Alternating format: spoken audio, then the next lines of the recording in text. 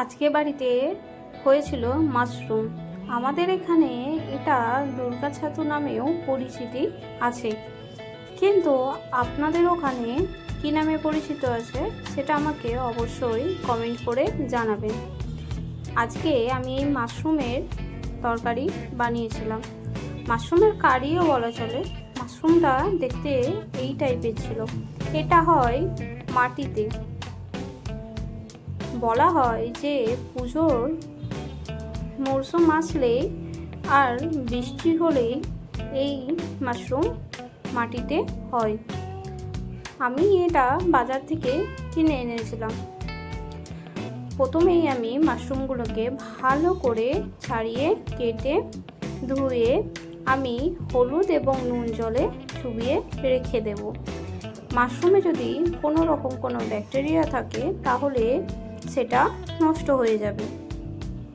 তারপরে আমি এখানে দিয়ে দিয়েছি জিরে, ধনে, সর্ষে এবং দিয়েছি শুকনো লঙ্কা, আদা, রসুন এবং পেঁয়াজ দিয়ে ভালো করে একটা পেস্ট বানিয়ে নেব। তারপরে আমি কড়াইয়ে অল্প তেল দিয়ে এখানে দিয়ে দেব মাশরুমগুলি আমি আধ ঘন্টার মতো হলুদ জলে ডুবিয়ে রেখেছিলাম। আমি মাশরুমগুলি নুন এবং হলুদ জলে ডুবিয়ে রেখেছিলাম বলে আর নুন দিলাম না। ভালো করে লাল করে ভেজে আমি উঠিয়ে রেখে দেব। তারপরে ওই কড়াইয়ে আমি দিয়ে দেব তেল দেওয়ার পরে এখানে আমি টমেটোর কুচি দিয়ে দিচ্ছি। টমেটো একটু নেড়ে ছেড়ে আমি এখানে চেরা কাঁচা লঙ্কা দিয়ে দিলাম। ঝালটা আপনারা আপনাদের পছন্দ মতো দেবেন। তারপরে যে পেস্ট বানিয়ে রেখেছিলাম ওই পেস্টটি আমি এখানে দিয়ে ভালো করে কষে নেব।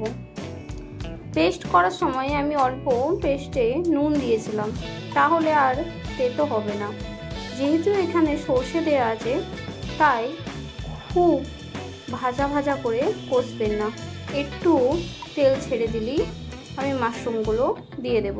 মাশরুমগুলো দিয়ে আমি ভালো করে কষে নেব।